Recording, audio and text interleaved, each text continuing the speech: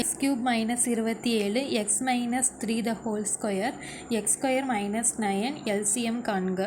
இப்போ வந்து இது எப்படி போடலான்னா எக்ஸுக்கு வந்து ஒரு வேல்யூ கொடுத்து போடணும். இப்போ எக்ஸ் ஈக்குவல் டு 2ன்னு வச்சுக்கிட்டோன்னாக்கா இப்போ எக்ஸ் கியூப்னு இருக்கான், அப்போ வந்து 2 கியூப் மைனஸ் 27.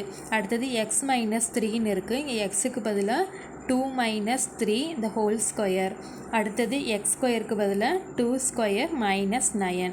இப்போ வந்து 2வை க்யூப் பண்ணோம் அப்படின்னாக்கா 8 மைனஸ் 27.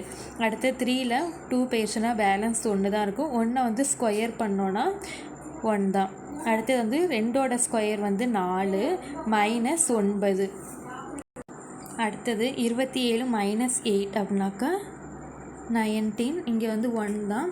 அடுத்தது வந்து 9ல் 4 பேர்ஸ்னா பேலன்ஸ் 5. இப்போ வந்து 19க்கும் 5க்கும் வந்து எல்சிஎம் கண்டுபிடிச்சா 19 இன்ட்டு 5 தான் வரும்.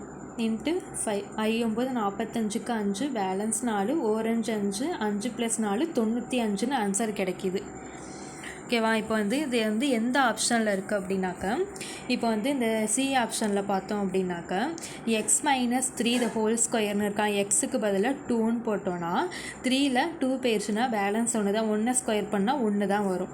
அடுத்தது வந்து இந்த இடத்துல வந்து எக்ஸுக்கு பதிலாக 2ன்னு போட்டு 2 + 3 வந்து ஆன்சர் 5ன்னு வரும்.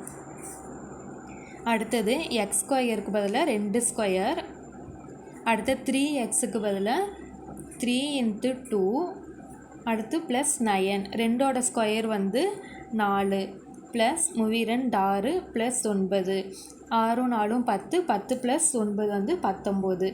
இங்கே வந்து அதே ஆன்சர் வந்து இங்கே வந்திருக்கு 5,19. அப்போ இதுக்கான எல்சிஎம்மும் 95 தான். அப்போ வந்து இதுதான் வந்து கரெக்ட் ஆன்சர்.